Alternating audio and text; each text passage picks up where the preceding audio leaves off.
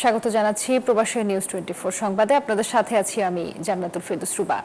গাজাবাসীর প্রতি সংহতি জানাতে রাজধানী ঢাকা যেন এক টুকরো ফিলিস্তিন।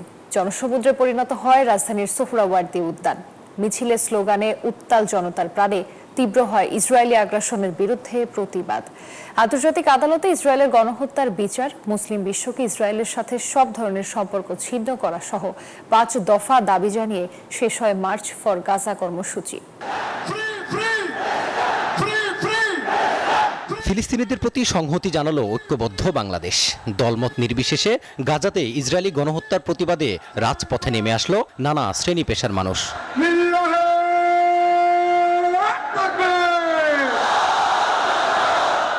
মার্চ ফর গাজা কর্মসূচি ঘিরে রাজধানীর সোহরাওয়ার্দী উদ্যানে এ যেন নতুন প্রাণের উন্মাদনা।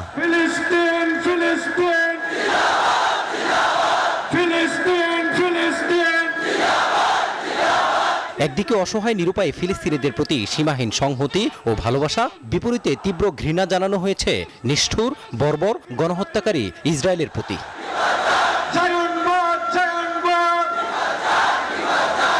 শনিবার সকালের পর থেকেই ফিলিস্তিনিদের প্রতি সংহতি জানাতে লাখ লাখ মানুষ আসতে থাকেন সোহরাওয়ার্দী উদ্যানের দিকে। উত্তর থেকে দক্ষিণ, পূর্ব থেকে পশ্চিম, বলা যায় দেশের সব সড়ক যেন মিশেছে ব্যস্ত নগরের এই মোহনায়। ক্রিয়াশীল সব রাজনৈতিক দলের সরব উপস্থিতির কারণে ভিন্ন মাত্রা পেয়েছে মার্চ ফর গাজা কর্মসূচি। সৃষ্টি করেছে ঐক্যবদ্ধ বাংলাদেশের নতুন দৃষ্টান্ত।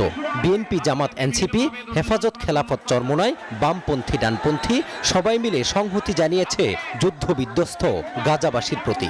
লাখ লাখ জনতা মিলে পরিষ্কার বার্তা দিয়েছে দ্রুত ইসরায়েলি গণহত্যা বন্ধ করতে হবে, নিশ্চিত করতে হবে স্বাধীন ফিলিস্তিনি রাষ্ট্র।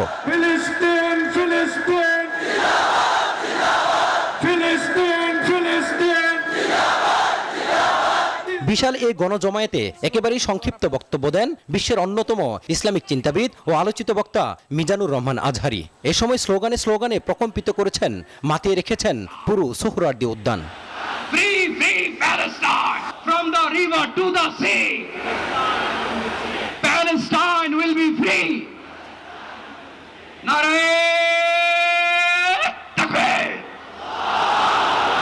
জনতার মহাসমুদ্রে উপস্থিত হয়ে আমরা বুঝতে পেরেছি আজকের এই মহাসমুদ্র জনসমুদ্র ফিলিস্তিনের প্রতি, আল আকসার প্রতি বাংলাদেশের জনগণের ভালোবাসার বহিঃপ্রকাশ।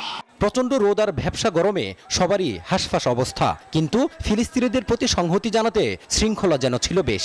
সংগঠনের নিজস্ব স্বেচ্ছাসেবীর পাশাপাশি আইন শৃঙ্খলা রক্ষাকারী বাহিনীর সক্রিয় অবস্থান ছিল। প্যালেস্টাইন সলিডারিটি মুভমেন্ট বাংলাদেশ এই সংগঠনের ব্যানারে 5 দফা দাবি ঘোষণা পাঠ করেন সাংবাদিক মাহমুদুর রহমান। এ সময় অবিলম্বে গাজাতে ফিলিস্তিনি আগ্রাসন বন্ধের আহ্বান জানান তিনি।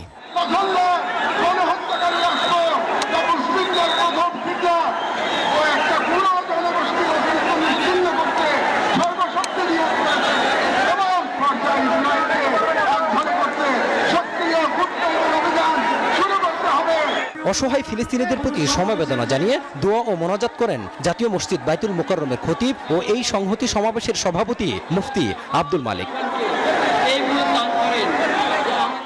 কর্মসূচি শেষে সবাই শান্তিপূর্ণভাবে ফেরেন যার যার গন্তব্যে। যোজন যোজন মাইল দূরে থাকলেও অন্তরে ধারণ করেন স্বাধীন ফিলিস্তিনি রাষ্ট্রের চেতনা। পুরো রাজধানীর সোহরাওয়ার্দী উদ্যান যেন পরিণত হয় জনসমুদ্রে, যেখানে উপস্থিত সকলের কণ্ঠে ফুটে ওঠে অসহায় গাজাবাসীর মুক্তির কথা। দোয়া করা হয় তাদের মঙ্গল কামনা করে। রাজধানীর সোহরাওয়ার্দী উদ্যান থেকে মাজহারুল ইসলাম, নিউজ 24। ফিলিস্তিনিদের ওপর অব্যাহত বর্বরতার প্রতিবাদে ইসরায়েলি পণ্য বয়কটের ডাক দিয়েছে মালদ্বীপের 54টি বেসরকারি স্বেচ্ছাসেবী সংগঠন। রাজধানী মালের রাজপানু এলাকায় অনুষ্ঠিত প্রতিবাদ সমাবেশে সংগঠনগুলোর ইসরায়েলি পণ্য বর্জনের ডাকে একাত্মতা প্রকাশ করেন হাজার হাজার মানুষ। এ সময় স্থানীয়দের পাশাপাশি প্রবাসী বাংলাদেশিরাও অংশ নেন। সেখানে ফিলিস্তিনি শিশুদের মরদেহের প্রতিকৃতির ছবি নিয়ে আহাজারি করতে দেখা যায় প্রতিবাদকারীদের। সমাবেশে বক্তারা বিশ্ব মুসলিম নেতাদের অভাগা ফিলিস্তিনিদের পাশে দাঁড়ানোর আহ্বান জানান। এছাড়াও প্রতিটি সংগঠনের সদস্যরা নিজস্ব অর্থায়নে তহবিল সংগ্রহের উদ্যোগ নেয়ার কথা জানান। সারা পৃথিবীর মুসলমানকে আমি আহ্বান করব যাতে ইতিমধ্যে এই ফিলিস্তিনিদেরকে সাহায্য সহযোগিতা করে এবং আমাদের মুসলমানের বুদ্ধিমতি দিয়ে আমরা ইসরায়েলকে ধ্বংস করব। We are raising voice for Palestinians' rights. We are calling to end the war and to boycott Israel. উপযুক্ত পরিবেশ সৃষ্টি করতে না পারলে দেশে কোনো বিনিয়োগ আসবে না বলে মন্তব্য করেছেন সিপিডির নির্বাহী পরিচালক ফাহমিদা খাতুন। শনিবার ডিবেট ফর ডেমোক্রেসির ছায়া সংসদে এ কথা বলেন তিনি। এ সময় যুক্তরাষ্ট্রের উচ্চ শুল্ক ও 2026 সালে স্বল্পোন্নত দেশের তালিকা থেকে উত্তরণের চ্যালেঞ্জ মোকাবিলায় আঞ্চলিক কয়েকটি দেশের জোট গঠন এবং দ্বিপাক্ষিক চুক্তির উপর জোর দেন তিনি। যুক্তরাষ্ট্রের পণ্য রপ্তানিতে ঘোষিত নতুন শুল্ক আরোপ 3 মাসের জন্য স্থগিত করলেও বাংলাদেশের রপ্তানি খাতে অনিশ্চয়তা কাটেনি। এই বাস্তবতায় শনিবার এফটিসিতে যুক্তরাষ্ট্রের উচ্চ শুল্ক হারের চ্যালেঞ্জ মোকাবেলা নিয়ে ছায়া সংসদের আয়োজন করে ডিবেট ফর ডেমোক্রেসি। এই যে একটা ধাক্কা খেলাম মার্কিন যুক্তরাষ্ট্রের উচ্চ শুল্ক আরোপের মাধ্যমে, এটা আমাদের জন্য একটা ওয়েক আপ কল। ছায়া সংসদে প্রধান অতিথির বক্তব্যে সিপিডির নির্বাহী পরিচালক ডক্টর ফাহমিদা খাতুন বলেন, পরিবেশ সৃষ্টি করতে না পারলে দেশে কোনো বিনিয়োগ আসবে না। প্রাতিষ্ঠানিক সক্ষমতা গুরুত্বপূর্ণ। কর অবকাশ একবার বহাল হলে আমৃত্যু চালানোর সংস্কৃতি বন্ধ করতে হবে। অন্য শিল্পের বিকাশের দিকেও নজর দিতে হবে। বিনিয়োগ কেন হবে, সেটা দেশি বিনিয়োগ হোক বা বিদেশি বিনিয়োগ, এবং বিনিয়োগের পরিস্থিতি যদি না থাকে তাহলে বিনিয়োগকারীরা কেন তাদের অর্থ এখানে বিনিয়োগ করবেন, সেটা খুবই গুরুত্বপূর্ণ। সেই জন্য অবশ্যই অন্যায়ের বিরুদ্ধে দেশের ভিতরে বাইরের পৃথিবীতে যদি কোনো অন্যায় হয় সেগুলোর বিরুদ্ধে প্রতিবাদ করা একটা মানুষের মৌলিক অধিকার। কিন্তু সেইটাকে আমি কোন সময়ে কিভাবে ম্যানেজ করব সেটা হচ্ছে রাষ্ট্রের একটা দায়িত্ব থাকে। বাণিজ্য বিষয়ক প্রস্তুতি এবং সংস্কার করার তাগিদ দিয়ে তিনি আরো বলেন, 90 দিনের জন্য স্থগিত হওয়া শুল্ক পরে কি হবে এটি বলা কঠিন। 3 মাসের সময়ের মধ্যে সরকারকে প্রস্তুতি নিতে হবে, আলোচনা করতে হবে, উৎপাদনশীলতা, দক্ষতা ও পণ্যের বহুমুখীকরণে গুরুত্ব দিতে হবে। মরিয়ম আজিজ মৌরিন, নিউজ 24, ঢাকা। যুক্তরাষ্ট্র থেকে তুলা কিনে যুক্তরাষ্ট্রের বাজারেই শুল্কমুক্ত পোশাক রপ্তানির সুযোগ রয়েছে। তবে মুক্ত বাণিজ্য চুক্তি করতে বিভিন্ন দেশের সাথে কূটনৈতিক তৎপরতা বাড়ানোর পরামর্শ দিয়েছেন ব্যবসায়ীরা। শনিবার রাজধানীর গুলশানে মার্কিন শুল্ক নীতি নিয়ে বাংলাদেশ টেক্সটাইল মিল অ্যাসোসিয়েশন আয়োজিত আলোচনা সভায় এসব পরামর্শ দেন বক্তারা। অস্ট্রেলিয়া থেকে তুলা ও উল আমদানি করায় বাংলাদেশকে বেশ কয়েক বছর ধরে শুল্কমুক্ত রপ্তানি সুবিধা দিচ্ছে সিডনি। তাই যুক্তরাষ্ট্র থেকে তুলা আমদানি করে মার্কিন বাজারও ধরে রাখার সুযোগ রয়েছে বলছেন ব্যবসায়ীরা। আমরা যে 37% নিয়ে ভয় করছি, এটা কিন্তু আমাদের বেলায় প্রযোজ্য না। আমাদেরকে এখন আমাদের কটন ট্রেসেবিলিটিটা এনশিওর করতে হবে। এক্সপোর্টে যদি আমার 20% অফ দি প্রোডাক্ট যদি তার হয়ে থাকে তাহলে সেটা হচ্ছে ডিউটি 10%। তো এখানে নিরাশ হওয়ার মতো কিছু নেই।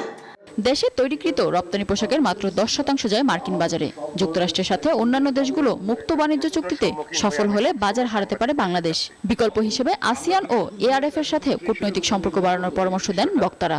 অলরেডি আমেরিকান একটা কোম্পানি, কার্গিল বলে একটা কোম্পানি, তারা অ্যাপ্লাই করেছে এবং এনবিআর এটা নিয়ে দ্রুত কাজ করছে। একটা সামনে ভালো ফলাফল পাওয়া যাবে। তারা যেটা করেছে শুধু গুডসের ট্রেড ডেফিসিটটা ক্যালকুলেট করেছে ইন্টারন্যাশনালি, তারা কিন্তু সার্ভিস ট্রেড আনে নাই। দেশের বর্তমান অর্থনৈতিক বাস্তবতায় এলডিসি উত্তরণ আরও 3 বছর পিছিয়ে দেওয়ার পরামর্শ দেন আলোচকরা। আমেরিকান ট্যারিফের নেগোসিয়েশনের ওই পার্ট এবং এলডিসি গ্রাজুয়েশনের সাইড যদি আমরা খেয়াল করি তাহলে দেখা যাবে যে আমরা এলডিসি গ্রাজুয়েশনের সময়ও কিন্তু সবাই কিন্তু আমাদের কাছে একই জিনিস চাবে। Bangladesh is a very unfortunate nation যে আমাদের কোনো এফটিএ বা পিটিএ আমরা কিন্তু ওভাবে করি না, যেগুলি ভিয়েতনাম কিন্তু করেছে। ইউএসএ গভর্নমেন্ট যেভাবে তারা সব আইটেমের উপরে ট্যারিফ ইম্পোজ করেছে, এটা না করে if they could divide this products into 3 category, low tech product, high tech product and medium tech product. Low tech product আমরা যেটা তৈরি করি লেদার, প্লাস্টিক, শুজ, এভরিথিং। তো এই প্রোডাক্টের উপরে তারা যদি ট্যারিফ কমিয়ে নিয়ে আসতে পারবে। যুক্তরাষ্ট্র থেকে প্রযুক্তি ও নানা ধরনের সেবা আমদানিতে শুল্কমুক্ত সুবিধা দিয়ে রেখেছে বাংলাদেশ। ট্রাম্প প্রশাসনের সাথে আলোচনায় এই বিষয়টিকে গুরুত্ব দিয়ে উপস্থাপনের আহ্বান ব্যবসায়ীদের। মিনা ফিরদাউস, নিউজ 24, ঢাকা। ডক্টর মোহাম্মদ ইউনূসের নেতৃত্বে অন্তর্বর্তীকালীন সরকারের সংস্কার প্রক্রিয়াকে স্বাগত জানিয়েছে ইতালি। রোম দূতাবাস আয়োজিত মহান স্বাধীনতা ও জাতীয় দিবসের অনুষ্ঠানে এমন প্রতিক্রিয়া জানান ইতালির পররাষ্ট্র মন্ত্রণালয়ের এশিয়া অঞ্চলের প্রধান রাষ্ট্রদূত আলেসান্দ্রা। এ সময় রোম ঢাকার সম্পর্ক আরও জোরদারে আশাবাদ ব্যক্ত করেন দেশটিতে নিযুক্ত বাংলাদেশের রাষ্ট্রদূত। ইতালি থেকে এমডি রিয়াজ হোসেনের পাঠানো তথ্যচিত্রে ডেস্ক রিপোর্টে বিস্তারিত। রোম দূতাবাস আয়োজিত মহান স্বাধীনতা ও জাতীয় দিবসের অনুষ্ঠানে ডক্টর মোহাম্মদ ইউনূসের নেতৃত্বে অন্তর্বর্তীকালীন সরকারের প্রশংসা করেছেন ইতালীয়রা। অনুষ্ঠানে ইতালিতে নিযুক্ত বাংলাদেশের রাষ্ট্রদূত রকিবুল হক, ইতালির পররাষ্ট্র মন্ত্রণালয়ের এশিয়া অঞ্চলের প্রধান রাষ্ট্রদূত আলেসান্দ্রা স্কিয়াভো এবং রোমের মেয়র রোবের্তো গুলতেরিওর প্রতিনিধি বক্তব্য রাখেন।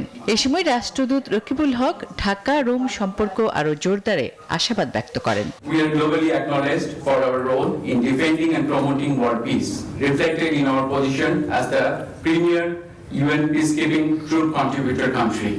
ইতালির পররাষ্ট্র মন্ত্রণালয়ের এশিয়া অঞ্চলের প্রধান রাষ্ট্রদূত অন্তর্বর্তী সরকারের সংস্কার প্রক্রিয়াকে স্বাগত জানান। Let me begin by expressing my regret at not being with you this evening to celebrate the 54th anniversary of Bangladesh Independence and National Day. অনুষ্ঠানে বাংলাদেশি হ্যান্ডিক্রাফটের একটি কর্নার স্থাপন করা হয়। ইতালীয়রা আগ্রহ নিয়ে তা পরিদর্শন করেন এবং বাংলাদেশি কারুশিল্পের প্রশংসা করেন। অনুষ্ঠান শেষে ছিল মনোজ্ঞ সাংস্কৃতিক অনুষ্ঠান। Desk report, news 24। জুলাই গণ অভ্যুত্থানের মাধ্যমে একটি বৈষম্যহীন, দুর্নীতিমুক্ত ও অন্তর্ভুক্তিমূলক বাংলাদেশ করার সুযোগ এসেছে। মহান স্বাধীনতা ও জাতীয় দিবস উপলক্ষে জেদ্দায় আয়োজিত এক অনুষ্ঠানে এমন মন্তব্য করেন কনসাল জেনারেল মিয়া মোহাম্মদ মাইনুল কবির। এ সময় রিয়াদ ঢাকা সম্পর্ক আরও জোরদারে আশাবাদ ব্যক্ত করেন তিনি।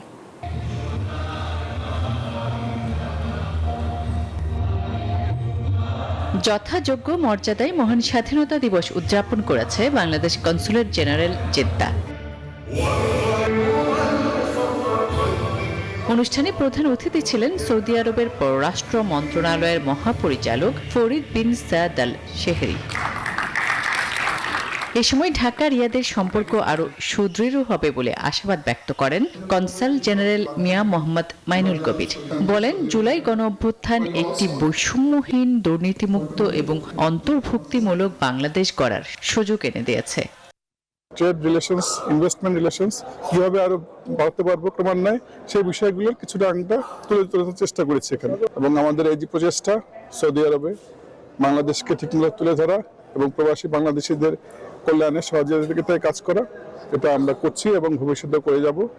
অনুষ্ঠানে বিভিন্ন দেশের কনসুলেটের কর্মকর্তা, মুক্তিযোদ্ধা, স্থানীয় সাংবাদিক, ব্যবসায়িক ও স্থানীয় কমিউনিটির প্রতিনিধিরা উপস্থিত ছিলেন। পরে বাংলাদেশের সংস্কৃতি ও প্রকৃতি নিয়ে একটি আলোকচিত্র প্রদর্শন করা হয়। Desk report, news 24। দর্শক, আমরা আবারও যুক্ত হচ্ছি ইতালির রোম থেকে সহকর্মী এমডি রিয়াজ হোসেনের সাথে। রিয়াজ, অন্তর্বর্তী সরকারের সংস্কার প্রক্রিয়া নিয়ে ইতালির পররাষ্ট্র মন্ত্রণালয়ের বক্তব্যের বিষয়ে একটু বিস্তারিত জানাবেন আমাদের। ধন্যবাদ আপনাকে। আপনি যেমনটা বলছিলেন, আসলে মহান স্বাধীনতা ও জাতীয় দিবস উপলক্ষে ইতালির বাংলাদেশ দূতাবাস কিন্তু সবসময় প্রতি বছর কিন্তু এই অনুষ্ঠানটির আয়োজন করে। আর এখানে বিভিন্ন দেশের রাষ্ট্রদূত, কূটনীতিক, বিভিন্ন দাতা সংস্থার প্রধানগণ এই অনুষ্ঠানে অংশগ্রহণ করেন। এবারের অনুষ্ঠানটি একটু ভিন্নভাবে আরো জমকালো আয়োজনের মধ্য দিয়ে তারা উদযাপন করেছে মহান স্বাধীনতা দিবস। আর এখানে রাষ্ট্রদূত বাংলাদেশের বর্তমান প্রেক্ষাপট, বাংলাদেশ সরকারের বর্তমান প্রেক্ষাপট এবং সংস্কার প্রক্রিয়া এবং বাংলাদেশ যে কোন পথে যাচ্ছে সেসব বিষয়ে তিনি তুলে ধরেছেন। এবং এখানকার যে কূটনীতিকবৃন্দ এবং রাষ্ট্রদূতগণ এবং দক্ষিণ এশিয়ার, বিশেষ করে ইতালির দক্ষিণ এশিয়ার রাষ্ট্রদূত, তিনি বাংলাদেশের বর্তমান সরকারের প্রশংসা করেছেন এবং তারা বলেছেন যে বাংলাদেশ সরকার সম্পর্কে বাংলাদেশের বর্তমান অবস্থা সবকিছু তাদের অবগত আছেন এবং তারা তাদের সাথে ইতালির যে সম্পর্ক রয়েছে সেই সম্পর্ক উন্নয়ন আরো করতে চাচ্ছেন। এবং আপনাকে আরেকটি বিষয় জানিয়ে রাখি, তারা বলেছেন যে আমাদের সাথে বাংলাদেশের যে সম্পর্ক রয়েছে সেটি, ইতালি কিন্তু বাংলাদেশের একটি বড় শ্রমবাজার এবং এখানে কিন্তু বিভিন্ন আমদানি এবং রপ্তানি হয় বিভিন্ন সেক্টরে। সে কারণে ইতালি অনেক বড় বাজার এবং ইতালীয় কাছে বাংলাদেশ অনেক বড় বাজার। এই কারণে তারা বলছেন যে বাংলাদেশের সাথে ইতালির সম্পর্ক আরো দৃঢ় হবে এবং তারা চাচ্ছেন যে বর্তমান যে অন্তর্বর্তীকালীন সরকার রয়েছে সেই সরকার যাতে সুস্থ একটি নির্বাচনের মাধ্যমে নির্বাচনে যায় এবং তারা বর্তমান সংস্কারের ব্যাপারেও তারা অবগত রয়েছেন। এবং ইতালির নিযুক্ত রাষ্ট্রদূত রফিকুল হক তিনি কিন্তু এই কূটনীতিকদের এবং প্রবাসী বাংলাদেশিদের নিয়ে যে অনুষ্ঠানটি হয়েছে সেসব অনুষ্ঠানে বাংলাদেশের বর্তমান অন্তর্বর্তীকালীন সরকার প্রধানের বিভিন্ন পদক্ষেপগুলো তুলে ধরেন এবং বাংলাদেশের বর্তমান যে পরিস্থিতি তিনি তুলে ধরেন এবং প্রবাসীরা যে এখানে রয়েছে এবং এখানকার মেয়রের যে একটি বক্তব্য তারা পাঠ করেছেন মেয়রের পক্ষে, সেখানে বলেছেন যে এখানকার প্রবাসী বাংলাদেশি যারা রয়েছেন তারা ইতালির সাথে ইতালির সকল সেক্টরের সাথে আরো সম্পৃক্ত হতে হবে এবং প্রবাসী বাংলাদেশিদের তারা প্রশংসা করেন। আর সব মিলিয়ে ইতালির বর্তমান সরকার জর্জা মেলোনি সরকার কিন্তু বাংলাদেশের সকল ব্যাপারে অবগত আছেন। এই ছিল ইতালি রোম থেকে আমার কাছে বর্তমান বাংলাদেশ সরকার নিয়ে ইতালীয়দের মন্তব্য যে স্বাধীনতা দিবসে যে বিষয়গুলো উঠে এসেছে। জি ধন্যবাদ। রিয়াজ, আপনাকে ধন্যবাদ। মহান স্বাধীনতা ও জাতীয় দিবস উপলক্ষে সৌদি আরবের রিয়াদে বাংলাদেশ দূতাবাসের উদ্যোগে কূটনীতিকদের সংবর্ধনার আয়োজন করা হয়। এতে প্রধান অতিথি ছিলেন রিয়াদের ডেপুটি গভর্নর ডক্টর ফয়সাল বিন আব্দুল আজিজ আল সুদাইরি, সৌদি পররাষ্ট্র মন্ত্রণালয়ের প্রোটোকল বিভাগের ডেপুটি মিনিস্টার আব্দুল মাজিদ বিন রাশিদ আল সামারি, জ্বালানি মন্ত্রণালয়ের ডেপুটি মিনিস্টার ইঞ্জিনিয়ার মোহাম্মদ আল খরাশি, সৌদি আরবের বিভিন্ন মন্ত্রণালয়ের ঊর্ধ্বতন কর্মকর্তা ও চেম্বার প্রতিনিধিরা সংবর্ধনায় যোগ দেন। এতে রিয়াদের বিভিন্ন মিশনের রাষ্ট্রদূত ও কূটনীতিকরাও অংশ নেন। এছাড়া উপস্থিত ছিলেন বাংলাদেশ কমিউনিটির চিকিৎসক, প্রকৌশলী, শিক্ষক, ব্যবসায়ী সহ বিভিন্ন পেশার শতাধিক অভিবাসী। এ সময় 1971-এর মুক্তিযুদ্ধে বীর শহীদদের প্রতি শ্রদ্ধা জানানো হয়।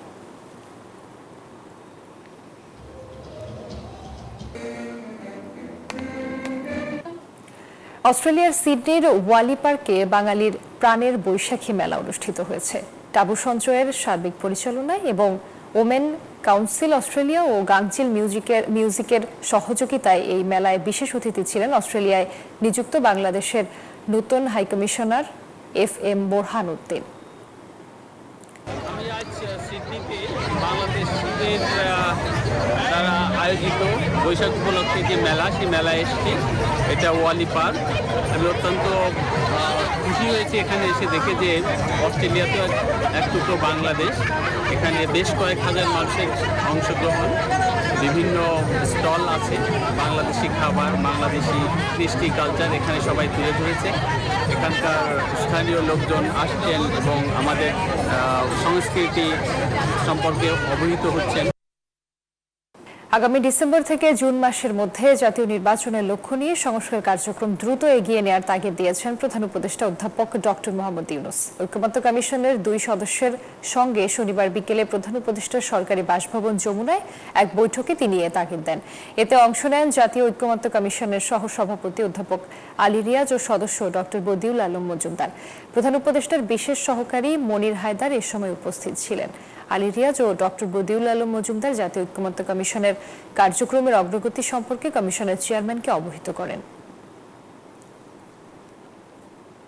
আর এই ছিল প্রবাসী নিউজ 24 সংবাদে। ধন্যবাদ।